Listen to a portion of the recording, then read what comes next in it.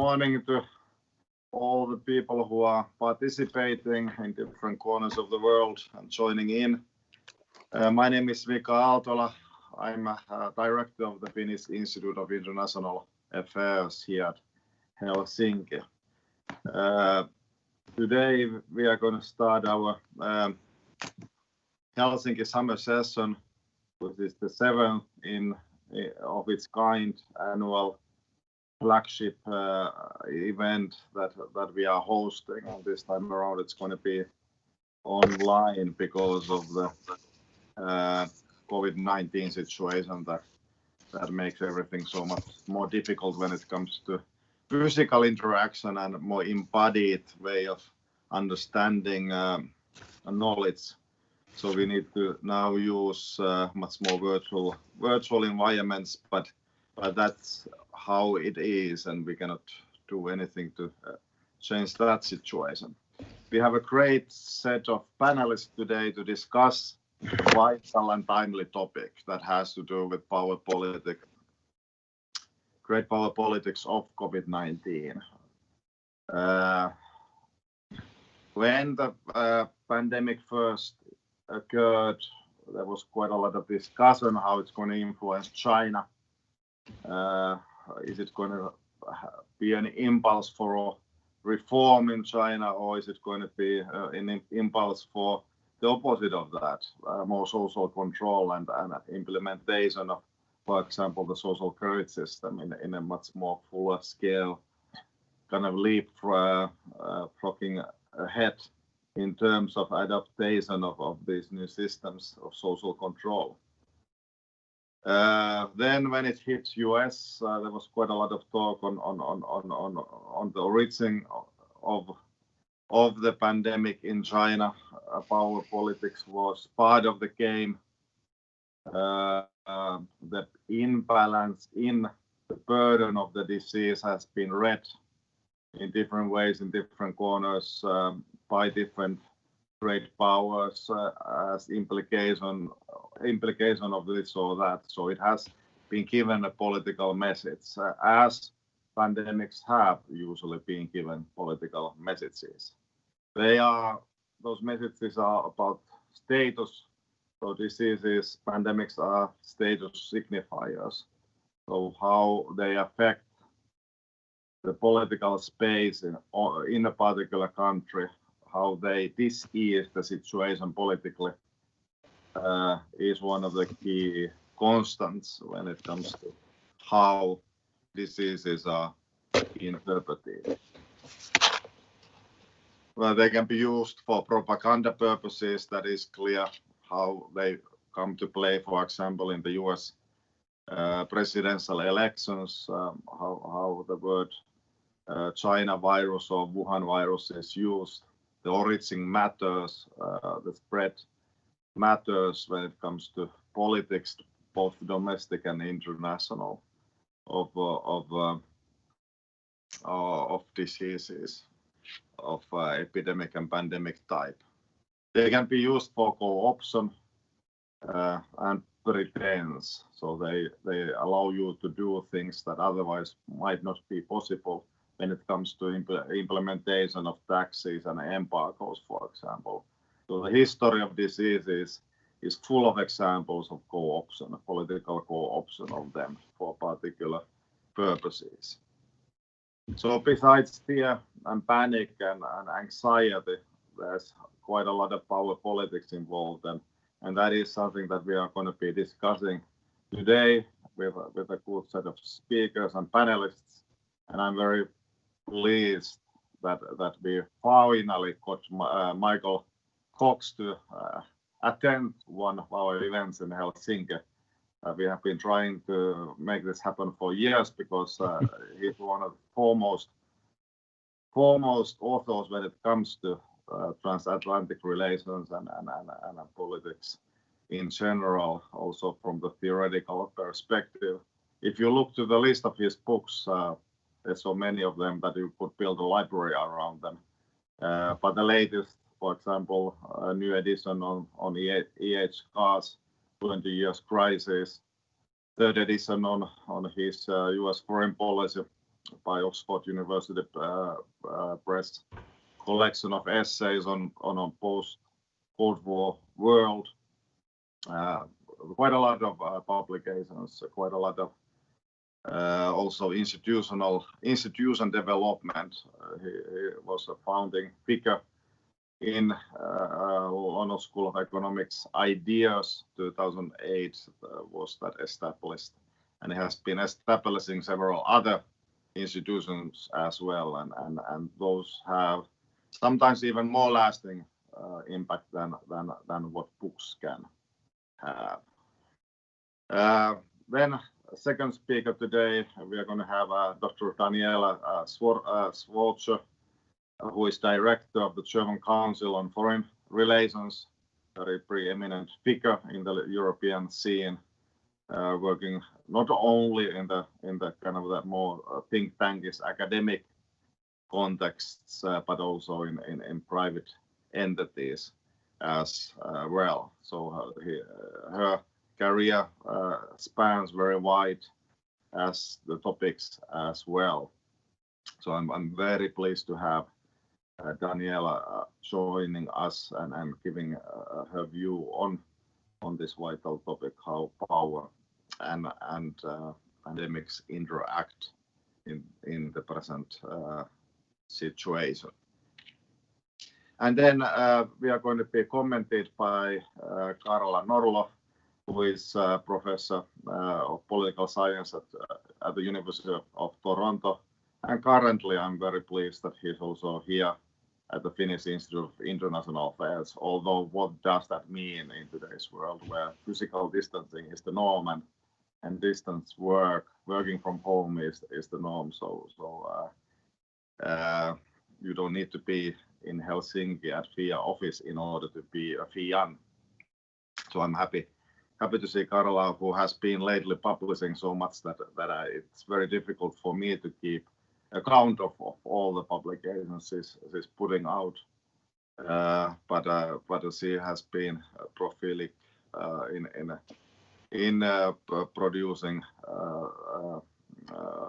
books on geoeconomics of the global liberal order, or the hegemonic order that has been prevailing over the past few decades. But with this set of speakers and a commentator, we are going to proceed and let's have 10 to 15 minutes introductions to the topic, and then go on and have more general discussion through the chat. So you can use the chat function to pose questions for our panelists today. So use that, and I will then pose the questions to the panelists. But first, perhaps we start from you, Michael. Perhaps you can give your set of analytical premises on the topic. Okay, well, first of all, thanks for the invitation. It's nice to be with you, even if I'm not with you. And it's great to see some of the other people around here, including Carla, who I've known for many, many years. We talk about COVID all the time. And I suppose what I want to make the obvious point to start off with is it's self-evident that COVID has had an enormous impact on international relations, on the world economy, on the human condition more generally. And it's global, proving, I suppose, that globalization actually does exist. But I want to kind of make the suggestion that, do we exaggerate its impact in terms of the fundamentals of international relations? And I think there's a general tendency to kind of think that COVID is changing the world in some fundamental ways. It's certainly impacting on it, so I don't want to understate the role it's playing in people's lives all around the world, and it will continue to do so for several years to come. And it's exacerbating conflict, domestic as well as international. But I still want to get back, I suppose, to what I call the core fundamentals, and whether or not it's changing it so fundamentally. It's changing it, but I want to ask some questions about the fundamentals, if you like, back to basics. Going back to basics, of course, the very theme itself is a very basic category of discussions in international relations. I just jotted down 3 books, or titles of 3 books that I've read and have had an influence on me over the years. all of them are fundamentally about great power politics and about great power conflict. What are those books? Well, I'm bound to start with Thucydides and the Peloponnesian War, which of course in a sense is the classic of great power politics, or relations between the city-state of Athens and Sparta, and the rise of one leading to insecurity in the other, and leading fundamentally to conflict between the two, called the Peloponnesian War. I'll move forward a couple of thousand years to my good friend Paul Kennedy's book, published in 1987, which by the way sold millions of copies around the world and in several languages, called The Rise and Fall of Great Powers, which anticipated not only the past, which you already knew about, but also anticipated the future, including the future of the United States, which he thought was in relative decline then. There's been a big debate about that since. And Paul is still coming back to that theme of the decline of the United States and the rise of the East, by the way. And of course, the third book, which has influenced me, although I don't agree with all of its conclusions, is that by John Mirsheimer. Now, many people won't agree with John Mirsheimer on a number of things. Certainly, if you're a liberal international theorist, you may have great difficulty in coming to terms with what John Mirsheimer has said. But his 2001 book, The Tragedy of Great Power Politics, there you get the phrase again, has clearly been one of the defining books of the last 20 years, whether you like it or whether you hate it. So IR has been shaped by, defined by, been written about great powers. It's not the only theme. I don't want to say it's the only thing. Of course, it's not. Many, many other things play a role. But it does bring us back to fundamentals. This is why I'm so pleased that your Finnish Institute has decided to focus on this for this particular session. Now, what are the conclusions that one draws from these basic texts, what I call some of these classics of international relations, very much, of course, within the realist tradition, of course, from Thucydides through Paul Kennedy and through to John Mearsheimer? What are the conclusions that one draws? It seems to me you draw two kinds of conclusions in general terms before we come to talk about the real world as it is today. Well, the first conclusion you arrive at is quite simple, that power is not static. It doesn't stay in one place forever. It keeps moving and shifting, either because of technological change, changes in military warfare, leadership, doesn't matter really which you want to choose. Kennedy chose technology, others will choose other things. The development of capitalism in one part of the world as opposed to its underdevelopment in others inevitably leads to all sorts of power shift. The only point to be made is that all three books are about that power is never static. It never stays in the same place. It will always keep moving. Distribution change. It's a bit like the E.H. Carr argument in the 20 Years Crisis, which you mentioned earlier on, because that essentially is about the notion that change is inevitable in international relations. How do you therefore adjust to change? And of course, Carr put forward an argument about the notion of peaceful change, which of course led him into all sorts of problems in terms of appeasement in Germany, but that's another question. The second out conclusion of this literature, this is what I call classical realist literature, of course, is that outcomes in power shifts are never benign. I mean, there's no way of reading Thucydides and coming away with a benign conclusion about they're going to cooperate or get together and shake hands. You don't come away from Paul Kennedy's book thinking there's going to be cooperation at the end of it. And you certainly don't come away from reading John Mearsheimer's Tragedy of Great Power Politics with the conclusion that cooperation is the outcome of power shifts. And of course, that goes back to a larger literature in the canon of IR, Organsky. It can go back even to the 1930s. When power shifts, insecurities are created. Now, are we in that situation today? And that's the question I really want to focus on in my very brief comments. It seems to me that today there are two truisms, one of which I think is probably true, and one of which I think is less true.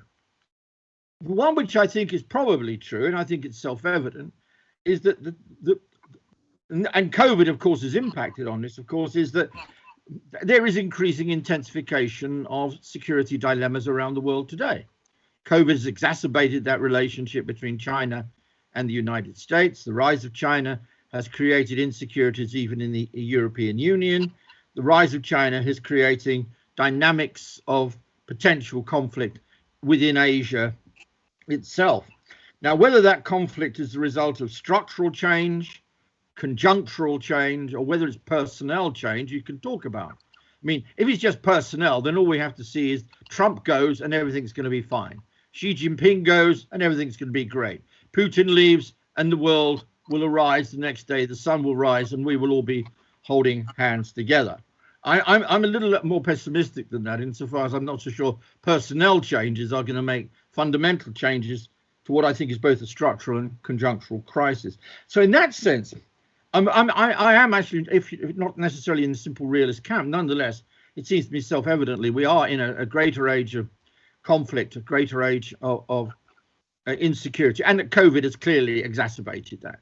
COVID, of course, has also created elements of cooperation. I'm not underplaying that, but nonetheless, the net result, added to what I call the more structural changes taking place, has led to increasing conflict, not cooperation. This is why I kind of challenge part of the premise of the debate itself, which we put forward. I don't mind the premise, but I just think I can't see the areas where the cooperation is going to grow. It might in the end have to grow. The logic of the situation may force us towards cooperation, but at the moment I'm more or less in the pessimistic camp on that. Where I have a bit of a problem, however, is the argument of whether power is shifting. Now, I know the view is, and it's been reinforced by COVID, is that power is inevitably now shifting more and more towards Asia and towards China. John Micklethwaite and Adrian Waldridge have just written a book on this, on the whole question that the COVID crisis has shown up the West, has shown up the weaknesses of the West, and particularly shown up the weaknesses of Anglo-America, and also illustrated the strengths of state-based run economies, particularly in the East and especially China. And more you read in the press and you read, it's almost become a truism, I'd say, almost. You don't even have to discuss it any longer, that in some fundamental way, power was already shifting to the East, power was already shifting to Asia. There was a huge literature on that well before COVID. Martin Jakes wrote a book back in 2008, When China Rules the World, if you remember. Gideon Rachman of the Financial Times brought out a book called Easternization. Parag Khanna wrote a book about Asia very recently. Kishore Mahbubani has been saying the same thing, let's be honest, for the last 15 to 20 years about the rise of Asia. He's just written 2 books, Must the West Lose and Will China Win? And I think the conclusion he arrives at is that the West is bound to lose and China is more likely to win than to lose. In a way, I still want to kind of raise doubts about that thesis. It sounds very unfashionable to do so, but I don't suppose you wanted to get me on at 8 o'clock in the morning here in the United Kingdom, just to say the obvious. I still kind of take a view, and I hope it's an empirically based view rather than just a hope or a great belief in the notion of a West, that there are still fundamental structural advantages which both the United States and the West possesses. And I think much of those structural advantages, which also, by the way, goes back to another great writer on international relations called Susan Strange, who wrote about this in the late 1970s and the 1980s, that when one actually looks at the empirics of the situation, what I call the empirics of the situation, as opposed to the immediate crisis facing the United States, and there is a crisis, I'm well aware of the depth of the crisis in the United States, but if one can move away from the immediate, from the headlines, from the Trump rhetoric, from the conflicts we're seeing, and the fundamental inability of the United States to deal with the COVID crisis in any serious or humane fashion in some ways, although there's some great scientists there who are doing their very best against the president. When one moves beyond that and looks at what I call the basics of power, the metrics of power, then the United States, and this is lost in so much of the debate today, still retains enormous great power advantage over nearly every other power in the world, including that of China, whether it's the size of the economy, whether it's the corporate power. If you add up the top 4 corporations in the United States, it would make them the 20th largest economy in the world. The role of the dollar is still central to international trade and exchange. The military power of the United States is still not just second to none, it equals the next 10 countries put together. If you look simply at basic things like who has been winning Nobel Prizes in science, technology, not necessarily in peace, but in science and technology, in the STEM subjects, over the last 20 years, I just take the last 20 years, the vast majority of those have been taken in the United States. The very fact, actually, by the way, that 30% of those have been won by immigrants is quite interesting, because again, this demonstrates some of the strengths of the United States as an immigrant welcoming country, because so many of those those Nobel Prizes, about 35% in physics and chemistry, have been won by people coming from outside the United States to go and work in the US university system.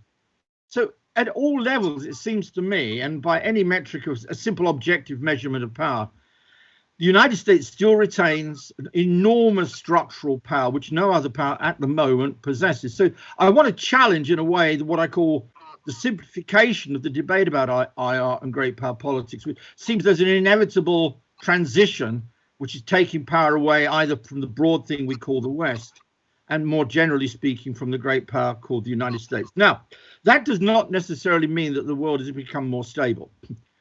Because there's perceptions that America is in decline, and what's going on inside China is as much determined by what goes on inside the Chinese political system as it's determined by power shifts without.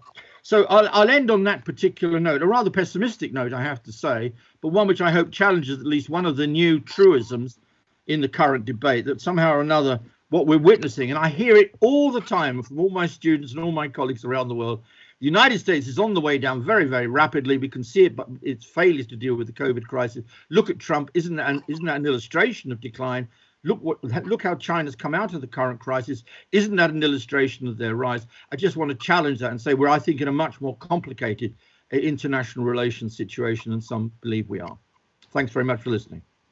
Thank you very much, Michael, on those points. And thanks on referring to Thucydides and his account of Peloponnesian War, but also of Athenian plague. That was a major event during the war, and yes, it had an impact, but the impact wasn't decisive on the outcome of the war. So pandemics rarely are causal drivers for decline, but they can be kind of a allegories or metaphors of something, but we don't know yet what that something is. Exactly.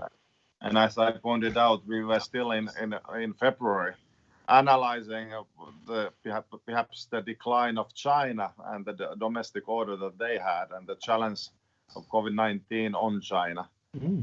So it seems that the think tank circles are very turning very fast when it comes to the analytical acrobatics on how to interpret these things. But yeah, thanks for the contribution, and let's go to Daniela. How would you see great powers and the impact of COVID-19? Well, thank you very much, Attila, for the invitation of having me here today. I think, you know, the topic is extremely well chosen because it is the frame of almost all discussions that I witness both in the think tank world, but also with policymakers. And I would agree with Michael that the idea of the declining United States and the inevitable rise of China frames much of those discussions. And of course, if you look at this with an empirical eye, and you look at, in particular, from a European perspective, what the US still means in the world, and for our model, it is obvious that at this point in time, the US still has a huge importance and huge presence. And while there are arguments that, of course, China is catching up in terms of financial power, economic power, demography, military, and so on, the US remains the relevant variable from a European perspective when we look at global power relations. However, of course, November 3rd and the US elections is seen as a really decisive moment in time. Why? Because we have witnessed the first Trump term and have seen how the US, or at least the Trump administration, seems to redefine its interests in the multilateral order, in the way it frames relationships with allies, with competitors, and eventually with foes, like Germany is on Trump's list. And this, of course, changes a lot. And if we empirically look at what really happened in those 3 years, of course, the multilateral framework that Europe has built its whole sort of idea of its own role in the world within is in decline. I think that is something we have to realize. And this is why the result of the US election is so decisive, not that a Biden administration would change on all accounts, because obviously the reasons why US foreign policy changed over the past 3 years are structural, and that doesn't go away. There still is, in my view, a decisively different interpretation in a Trump administration how to deal with those interests and what the best strategy is also from the US perspective. So at the moment, I witness many discussions where people would argue, well, it should be in the US interest, for instance, to cooperate more with Europeans, be it on energy, take a different position when it comes to defense, etc. But Trump doesn't do this.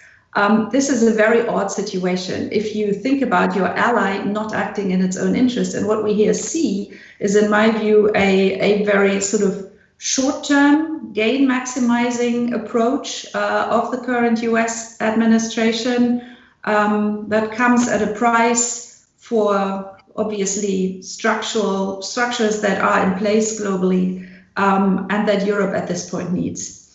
Let me maybe go a little deeper into how Europe has been dealing with this. I would say it's not a new world, but it's a world where we have to be extremely realistic as to what we will be able to rely on in the future, and to what extent the trends that we have been observing for years, and not only with COVID and not only with Trump, but going back a decade or two, how this will actually play out and what it means for Europe in this world of great power competition.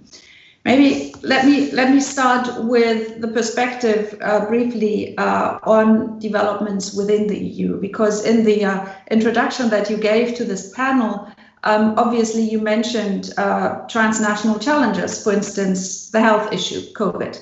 And what we have seen in the European Union, in my view, is really almost a mirror image of previous crises, where we realized that pulling down borders and integrating without making sure the necessary control and crisis management mechanisms on the European level are in place leads to a situation where there is a high risk of turning to national answers and actually taking steps that can eventually lead to disintegration.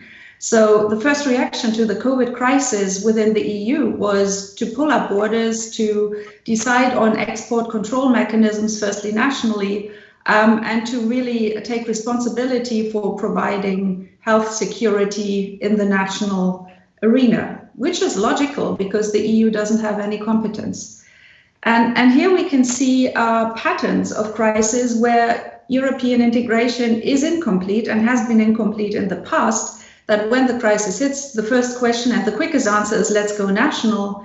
But then obviously the answer that needs to be taken in order to maintain the achievements of the single market, of mobility of people, capital, goods and services, of course, you need to find a European answer on the top level to provide that degree of security. And I think the self-correcting power of the EU system was pretty visible. While at first everything went national, within 2 months, the EU system started to work and started to deal with those challenges. And what we now have in place are obviously mechanisms for closer cooperation, of course, on monitoring the situation, joint initiatives for the development of vaccinations, the whole procurement initiative that the European Commission is taking to provide material in case of another COVID wave or future health crisis. So this is important. But I guess the more important thing even for our discussion today is that the EU realizes that it needs to be more vocal and more engaged on the global level on several issues. Health is one, but of course this coincides with other transnational challenges, like in particular the climate change agenda, which just spot on in this very situation where COVID hit was becoming one of the key issues of the new European Commission and the 5-year mandate for the European Parliament, which has a deeply internal, but also a deeply global dimension. And here again, the European perspective on great power competition in China and the US is, of course, we need both of them in order to achieve something meaningful on a global scale. If 47% of global CO2 emissions come from those two major players, we can, of course, push forward our own agenda. But in order to really go for global change, we need to act collectively. And here is another important point which I observe increasingly in the discussions when we talk about relationships between great powers, and in particular with regards to transatlantic relations. This is a consequence of the Trump administration. And the question is, who is our partner in transatlantic relations? Is it the US administration, or do we see other players in the US with whom we can build meaningful cooperation? And the climate issue, I guess, is one where Europeans have clearly identified that it is maybe not Trump, because we all know he left the climate agreement, but it is governors, it is mayors of big cities, it is CEOs of companies who are willing to stick to those goals. So what we see is a diffusion of this relationship away in some areas where it is possible from the national capital to other players. Of course, the financial sector also plays a big role in this. Yeah, I think because for reasons of time, I think I will leave it here, but I'm really looking forward to the discussion and the questions and comments that will come to us. Thank you very much. Thank you, Daniela. It was interesting that you pointed out that there might be different phone numbers in the US to call, this Kissingerian question and doubt on the actualness of Europeans, that there's no single phone number in Europe to call. You turned the tables around and said that there might be different phone numbers in the US to call in different matters that matter for European Union. For example, in the case of climate change. So thank you very much on your comments, and let's turn to Karla to kind of give us a general criticism and a constructive one of the discussion so far. Thank you very much, Mika, for the very nice introduction, and I'm very happy to be here, although I'm not physically actually now in Helsinki, as you pointed out. I very much enjoyed listening to the panelists, and I do have some reflections to share on both of your commentaries that I hope will lead to an interesting discussion. So it seems to me that we're kind of dealing with two shocks here. One external shock, which is COVID-19 and how that is going to affect international cooperation, but also the distribution of power more generally.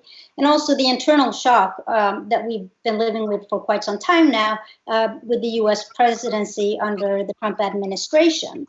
And so, how should we think about these elements in terms of how they affect the fundamentals that Nick was referring to before? Are these shocks still possible levers in terms of pushing us to more of a power shift, perhaps than what your intervention seemed to indicate?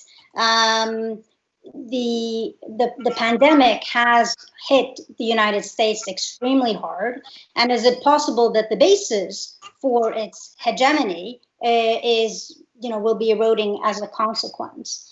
I tend to agree with you that the structural advantages of the United States are extremely strong, much stronger than is usually kind of acknowledged in this kind of context.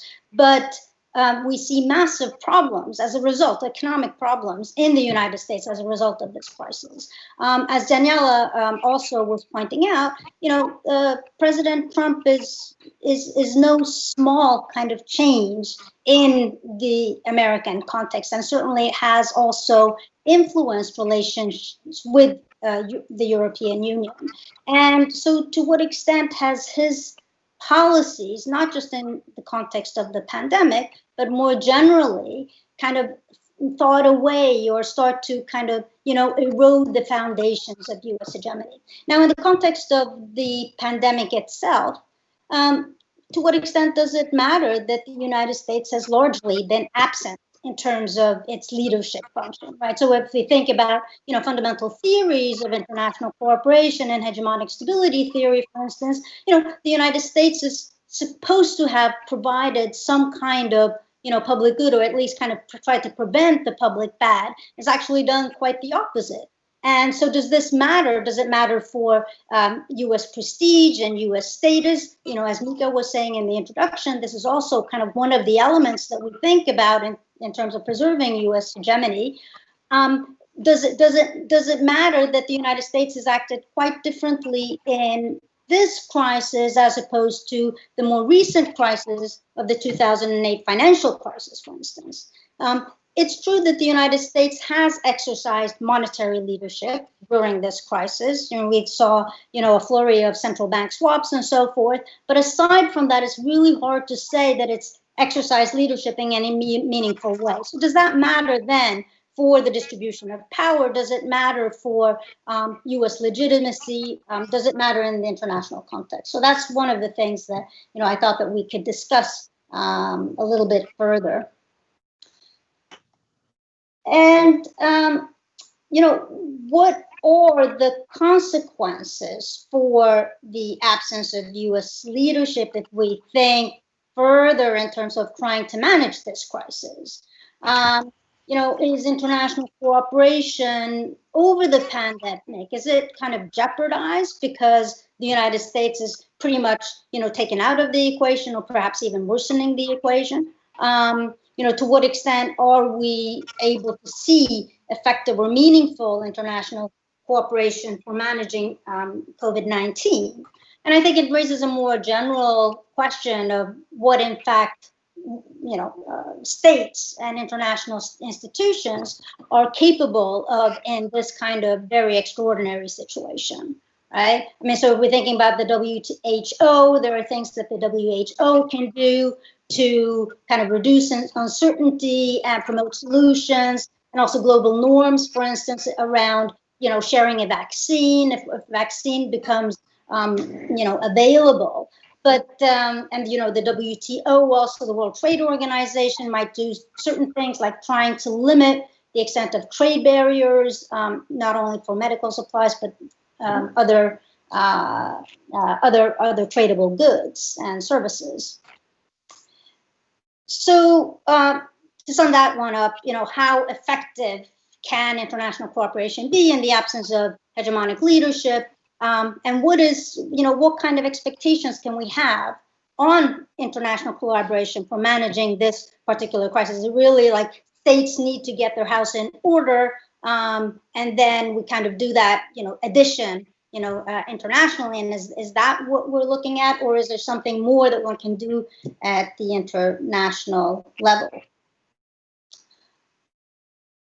And then I think that there were some interesting kind of models here for thinking about, power shifts that Mick also raised in the beginning, thinking back to Thucydides and also Kennedy and Mirsheimer, his classic book on the tragedy of great power politics, but then also perhaps his more recent, book, which is, a scathing critique of liberal hegemony.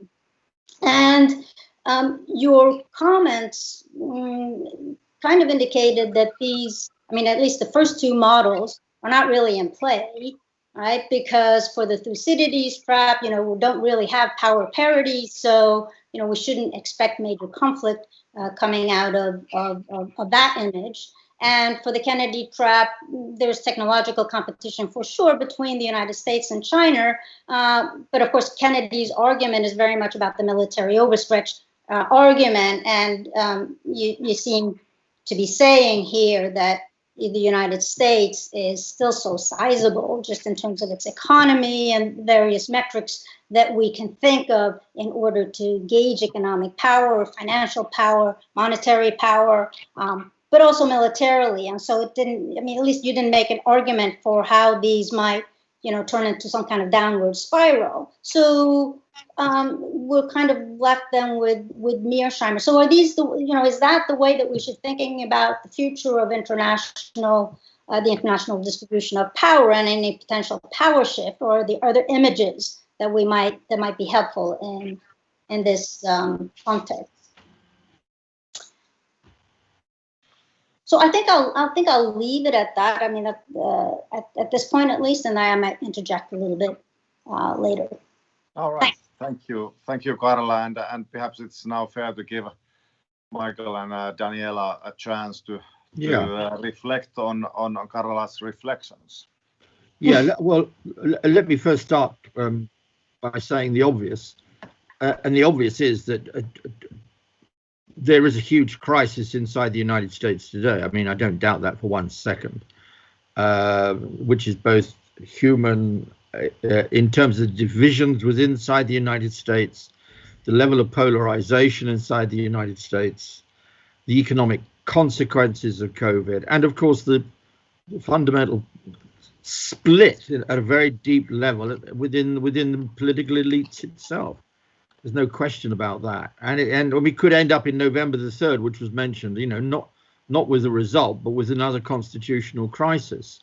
And I think don't rule that out. And again, that's going to add to this very profound sense of crisis. So not for 1 minute am I underestimating the degree of the crisis inside the United States, and the fact that Trump has contributed to that, both domestically, in terms of the inept, almost criminal way in which it dealt with the crisis, and also internationally. So don't get me wrong on that one.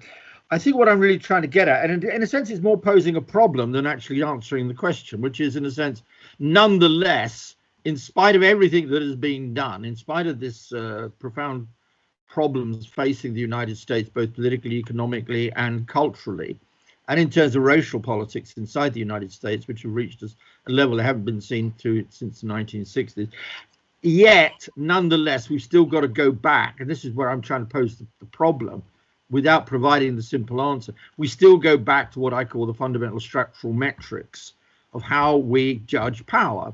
And power is not just subjective. It isn't just perception, although much of that can be important. It isn't just about personalities or policies alone. It is about structures. I'm a structuralist to that degree, although not entirely. And all I'm trying to say is that when we go back to those structural metrics, you still end up, I think you do, with a pretty extraordinary picture of a particular kind of society, a particular kind of economy, a particular kind of state, which still retains enormous and formidable structural power, where the military, economically, the size of its economy, the technological capacities, the fact that Apple, Google, Apple, Microsoft add up to nearly $1 trillion, which makes it would make it a fairly big economy in the world. The fact that it produces more Nobel Prizes than anywhere else. These are the structural realities which we simply have ignored in the current debate. And that's what I'm really trying to put back onto the table of the discussion. Because so much of what you read, let's be perfectly honest, and I'm not criticizing you, obviously, but so much of what one reads in the press, coming out of the blogosphere and all things, is that all of this crisis is simply leading ineluctably, irresistibly, and inevitably to US decline, and that's it. And the United States has lost the COVID war. China has won it, and the prediction made by Martin Jakes back in 2008 about one day China will rule the world is finally coming true, and that's partly what I'm trying to challenge. It's not a very popular position to take at the moment, by the way, either. It's not one that everybody agrees with, but it's one I've been repeating, I think, for a fairly long time. Has the West lost it? Asked Kishore Mahbubani back in 2008. Has China won? He asked this year in two short books. John Micklethwaite and Adrian Waldrich, The Wake Up Call. All these books point to the same conclusion, which everybody's now accepting as a given truth. And all I'm trying to suggest is that in spite of the depth of the crisis in the United States, we still got to go back to those fundamentals. That's all I'm trying to suggest. On the November the 3rd election, well, yes, and Trump could lose it. And although I think it's quite fashionable to say he could win it, there's a good chance he could lose it as well. Now, what would be the consequences of his defeat? Now, it may not make a fundamental change in structure. It may not even change the dynamics of the US-China relationship. There's a lot of people out there who say it's not going to make a huge difference to that relationship, but it will make a huge difference in all sorts of other ways. I think one would inevitably have to say that, otherwise you're living in a machine theory of history where elections don't matter, who's in power doesn't matter. Well, it does matter. We wouldn't have had the Iraq war if George W. Bush had lost in Florida back in 2000. Come on, let's be clear. That's my view. Anyway, I don't think we'd have had it under Gore. We did have it under G.W. Bush. Individuals make a huge difference, and elections in the United States make a huge difference as well. My final point is this, and it's not to make... Everybody kind of argues that Trump's policies are not, in essence, in the American national interest, which I think was part of the argument you were making. It doesn't seem to be in the US national interest. And I kind of want to ask a question to you about that, whether you think that is true. You can see all the irrationalities on alliances, on withdrawing from international institutions, attacking international institutions, being friendlier with autocracies than democracies, unfriendly towards the European Union, supporting Brexit as a leverage against the European Union, etc., etc., etc. The only thing I'd say about Trump, and again, one's got to be very careful what one says, I suppose. Otherwise, you end up sort of providing some rationality for his policy. The one thing he's doing, which I think has to be said, he's trying to leverage that structural power the United States has got. And one shouldn't underestimate the impact that it's been having. When he uses the dollar, when he uses access to the US market, when he says he's going to get the Europeans to pay more on security and defense, when he talks about sanctions against Iran, when he uses the mechanisms, he's actually using the structural power of the United States. And that, again, should not entirely be underestimated. Whether it advances the American national interest is a larger question. But I think we've got to get back to that question. The structural power of the United States provides him with the levers he thinks he's got, therefore, to get the results he wants for the United States. And Thank you. Thank you on that, Carla. I'm sure that he would love to say quite a lot of different things. For example, when it comes to U.S. structural power and the use of, for example, dollar-based economy. Currently, dollar is very much depreciating in the global markets, and that usually has been seen as a weakness for U.S. when it happens. During the Reagan years, dollar was overvalued. Now it seems to be valued at a level that is very, very low. And what does that mean? But before Carla's reflections back, I would love to hear from Daniela on your take on Carla's comments. Yes, thank you very much, Mika. I'll pick up the last point, U.S. interests and European perspectives on that. Well, first of all, Michael, I fully agree. And what I said earlier was sort of he maximizes U.S. benefit in the short term at the moment, and he uses precisely the structural advantages and the tools he has. And I guess as Europeans, we are the first to feel this because in many ways we are dependent to a very large degree on what is happening, be it in terms of trade, be it in terms of defense guarantees, be it in terms, and that brings me to the great power politics issue, in terms of the relationship between the US and China and Europe's role in that. And the discussions that we have, I mean, almost on a weekly basis in Berlin, how does Germany position itself? How confrontational can we be vis-a-vis the US, and how dependent are we on China at the same time? Obviously, this is a really complicated situation. And the truth of the matter is, of course, that Europe doesn't have those structural advantages that both others have. And so the West, from a European perspective, is a far, I would say, more vital concept, because we rely on US power, guarantees, access, whatever you choose, in terms of security, defense, in terms of technological developments. We are basically split between the two. At this point in time, we have no European autonomy or sovereignty when it comes to 5G, quantum computing, AI. And this is really the hard choices we have to make.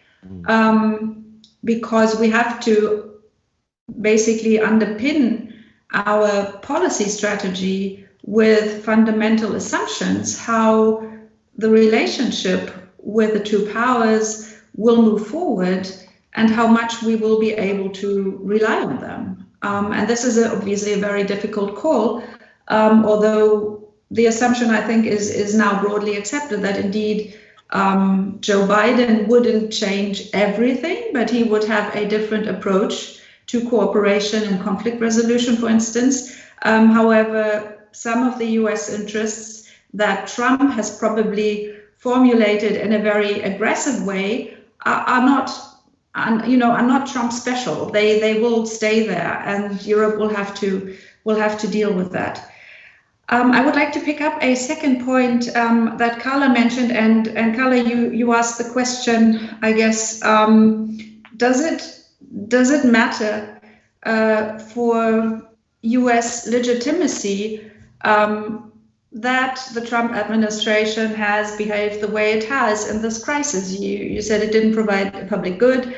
I would say it hugely matters, and it matters in many, many ways. One is, of course, the health issue, and I've tried to argue how, at least from a European perspective, we have realized we have to step in. And interestingly, also a number of very large foundations stepped in and said, okay, if it's about public good provision here, the US pulls out financially, but also in terms of political support, doesn't take a cooperative approach to the provision of the vaccine. You can suddenly see that it is governments and a number of very large foundations working together to provide this public good. But I think it also matters in other ways that the US administration has stepped back from this hegemonic and leadership role it used to have. I would say that the frame that seems most useful to me to use to look at why and how is the notion of systemic competition. So if it is true that from a European perspective, we do need very close cooperation with the United States, for instance, to handle conflicts in our neighborhood, be it the Middle East, be it the Eastern neighborhood and the conflict with Russia over, in particular, Ukraine, but also the new situation that has emerged over the past weeks in Belarus. I think, first of all, there is, of course, a security and military dimension, but the other one where it really matters a lot is the loss of credibility of the US as a normative power. If you look at the way autocratic countries or leaders use references to what is happening within the US and to question whether the US still stands for a policy that supports democratic transition, this is a huge issue that Europeans will have to tackle, because the way individual countries in the EU, take Germany as an example, but also the EU as a whole, has framed its approach to those regions I just mentioned, it was always, let's say, relying on a certain continuity in the US approach, and not only hard power, but also normative power and soft power in a way. And just the last point to add to this, we have spoken very briefly about the fact that China, for instance, but Russia is of course the more discussed case, but I think they will reach equal importance. They undermine democratic structures and basically public debate and everything in the European Union, at least in a number of member states, where this has really reached a worrisome degree. Now, we also risk losing credibility if this goes on. And this is why I think we are in a situation where this notion of systemic competition is not only one for our thinking about foreign policy and the security situation and alliances, but it is also one that by now plays out deeply in our own societies. And that makes it so important to find answers. And here again, the US comes in as a big question mark. To what extent will we be able to cooperate and have a trustful partner here? And, you know, after the elections, be able to develop our strategy against the backdrop of a reliable partnership or not. All right, thank you on that. Well, one question that before turning to the audience questions, that audience can post through the chat function on Teams. My question has to do with the great power dimension of the topic today. So are we seeing great powerness in action, or actually is it missing when you think about the US actions when it comes to production of the global good of health? Perhaps 10 years ago that would have still been there, but now it's not. China obviously made the same mistake when it comes to secrecy and not notifying in time. What happened also with SARS 2003, and that is going to have consequences on the reputation of China. It has taken a very negative turn, at least when you view it from Europe. China is viewed very differently than it was only 1 year ago, when it was still kind of some kind of a solution when it came to multilateral future, some better, more constructive than US. And then European Union, of course, has faltered. It was basically the whole issue was managed by nation states, bubbles of nation states, and solidarity when it took place had to do with money. Actually loaning money to countries that have perhaps suffered the most. That type of solidarity, I don't know if you can call that as a post-sovereign new type of actorness in the world. So hasn't there been a kind of quite a lot of a loss of power trying to find perhaps new ownership, owners, new type of actors? I don't know, but it seems that there's no great powers currently when we are talking about COVID-19. Well, I've got my own answer to that. Maybe Carla would like to have a go at that one. Give your voice there, Carla. What's your thoughts? I'm not sure that it's interesting to think of this as a kind of moment where there's kind of a power vacuum. But I always tend to think about the distribution of power as very relative. So it kind of, shifts to one side, I'd say that we have some kind of fragmentation of power for sure. But I do fundamentally agree with Mick that the United States is still an extraordinary power. But my worry is, and this is where I was trying to push you, is that those foundations are now looking shakier as a result of Trump and as a result of the COVID crisis. Yeah. And I agree with you that there are these structural levels of power that the United States can very actively use, and President Trump has just been much more blunt about the fact that this is our toolkit, this is our arsenal, and here's what we can do. If you don't like what we're up to, this is what we can do. And so he's exercising the exit option, as with allies, as with the WHO, to some extent with the WTO as well, certainly with new trade agreements, launching trade wars, financial sanctions, the use of dollar power. But I do think that there can certainly be, an abuse and overuse of this power, where it starts undermining the sources of that power. We saw that very clearly in the launch of the trade wars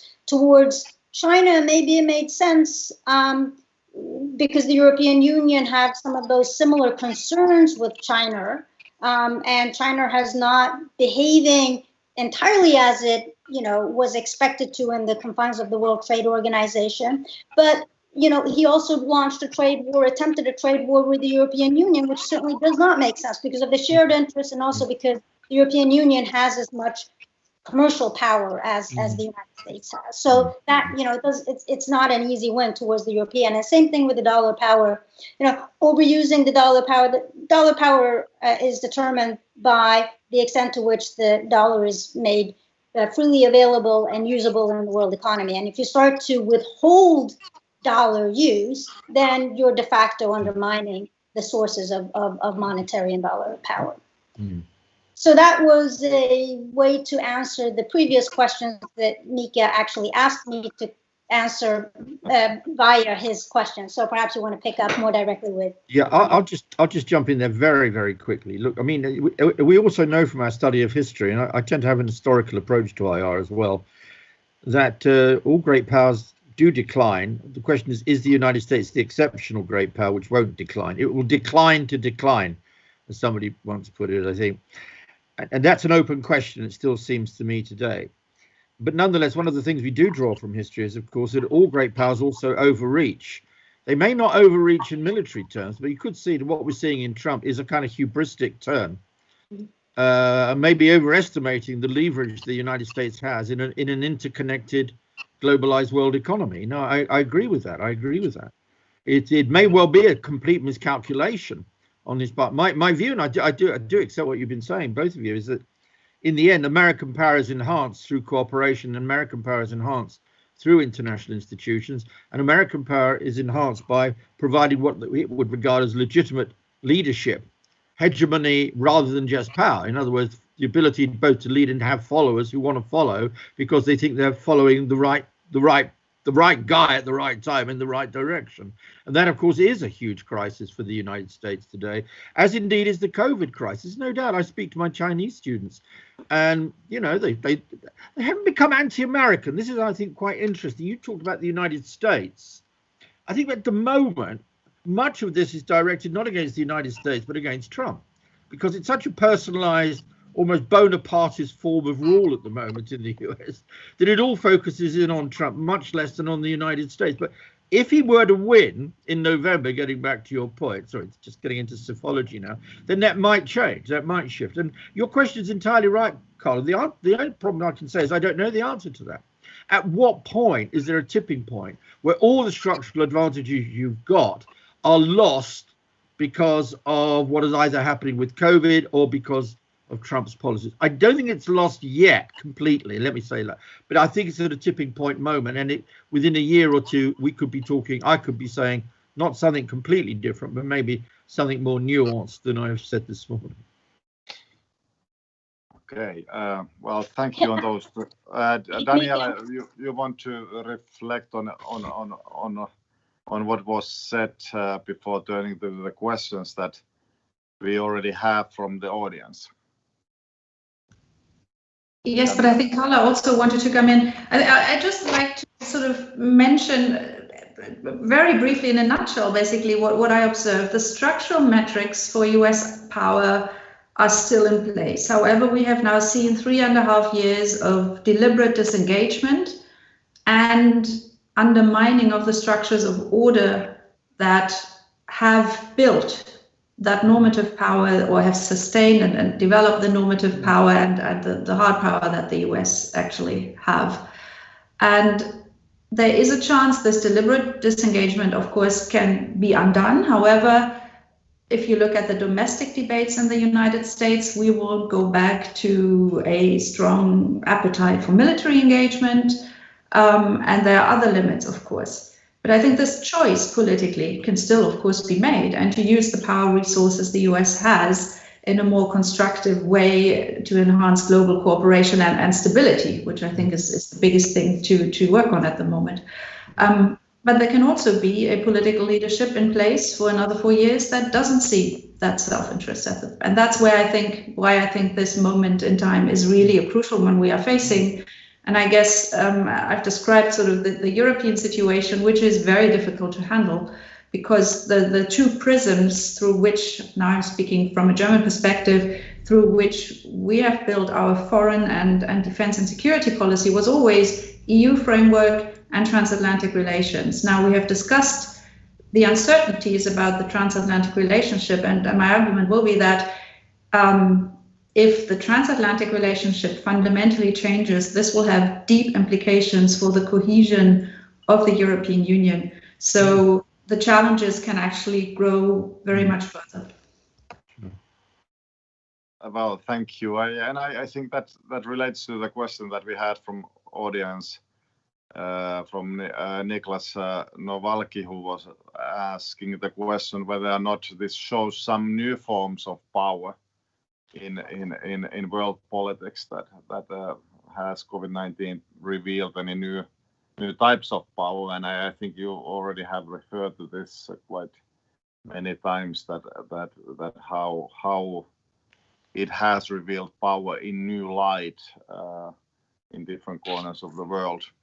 But there's another question, and I think this goes directly to Professor Cox on Chinese knowledge power. You were referring to Nobel Prize winners, and you are quite right that during the past decades, most of those have been from US institutions of higher learning.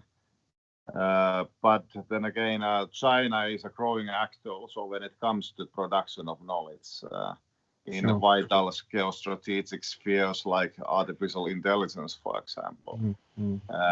So how would you relate to that? I'll be very brief because our time is running out and I want to allow people other things.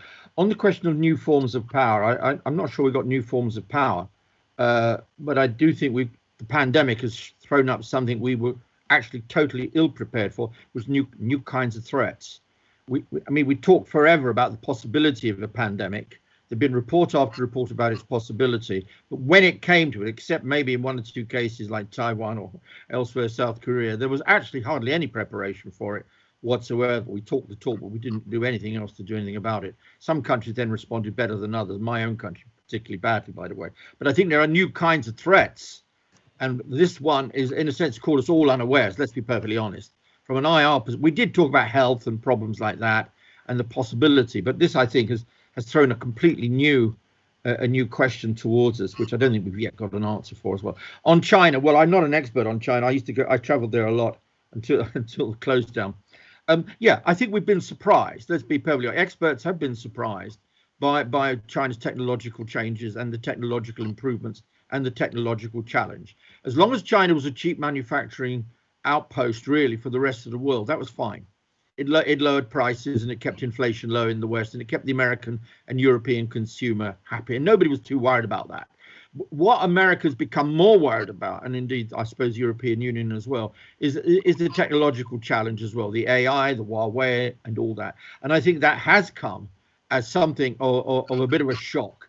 I think what more shocked the American administration, apart from job losses and various things like that, which they said had all been lost to China, which was not entirely true, of course, but was actually the China 2025, the notion that China was actually now posing much more of a technological challenge. And I think that has been far more significant. But we didn't talk enough about China, really, because if you look at the other side of the Chinese dream, as they themselves call it, if you look at the flaws, the weaknesses and the problems, if one were to, I suppose, this is a stupid way of posing it, if one were to exchange America's problems for China's problems at the moment, which one would you, who would you choose? And if you look really at all sorts of questions and problems and challenges facing China, although they may have come out of the pandemic, more rapidly than other countries, we don't know the full statistical measures of this. Nonetheless, China's problems are just huge. Debt, all sorts of other questions, poverty, inequality has been exacerbated to a huge degree by the pandemic. And by the way, the Chinese economy has been hit. We keep talking about how this has hit the US economy or the European economy or the British economy. Look at the impact it's had on China. It's still been a pretty big, massive impact on the Chinese economy, and as well as on inequalities within China. And I think when we're talking about, the decline of the United States, let's kind of think that the challenger itself, the challenger power, in this case, obviously China, not Russia so much, although it's a different kind of China, its problems, it seems to me, are pretty immense as well. Thank you. Daniela, did you want to say something?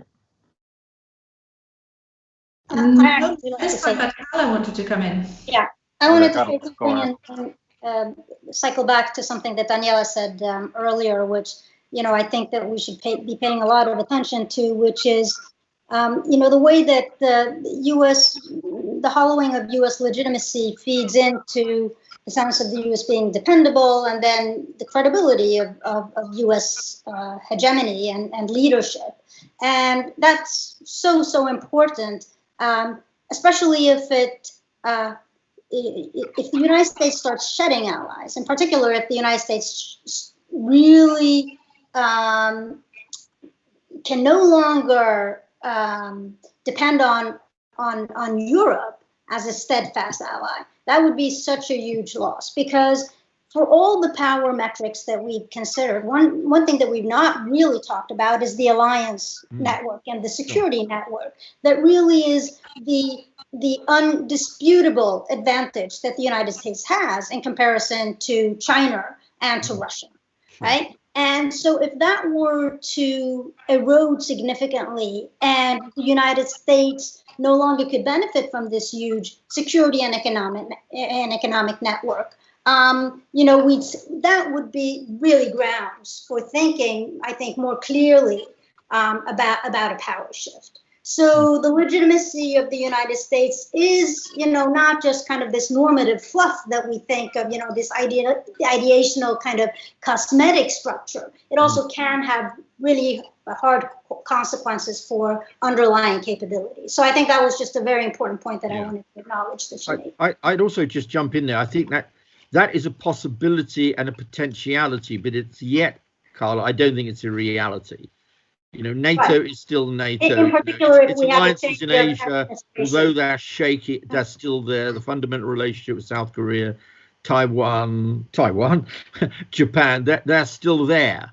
Whatever Trump has said, I mean, the guys on the ground who get on with doing the stuff, the State Department, the Pentagon, all these other, that is still there. So I think if it were to come to pass, as you say it might do, I'd agree with you. I don't think we've arrived there yet, though. I don't think that we're at any of these kind of inflection points yet, but I'm saying that is one of the things that we want to keep our eye on. Totally agree. And it is interesting to, like one of the things that is clear is that COVID-19, like pandemics before, they are more of triggers, accelerators of things rather than causal agents in themselves. So they come in a particular moment in time where there's quite a lot of scenarios and characteristics already existing, and then they trigger some of those. They speed them up. And the interesting thing, of course, that we have been discussing over the hour and 15 minutes is what might be those characteristics that COVID-19 has revealed, has shown as in a new light, or has been speeding up and catalyzing. But there has been also perhaps characteristics that have been completely off the radar for many months now because of COVID-19, and they might be returning back, like what we see in Minsk or in the use of nerve agents against Russian opposition leader.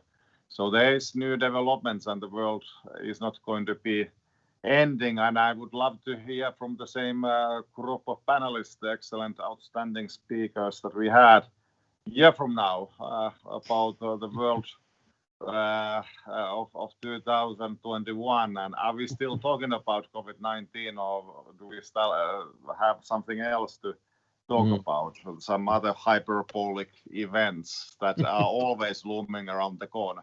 But I would love to thank all of the panelists on your contribution, and also the audience. I'm sorry that we couldn't get over all the questions that you were posing through the chat function, but I'm sure that the discussion we had was very wide-ranging and comprehensive, so you had some elements at least to think about answers to your questions. So thank you very much on behalf of FIIA, and let's see you back in our events in the near future. Thank you very much.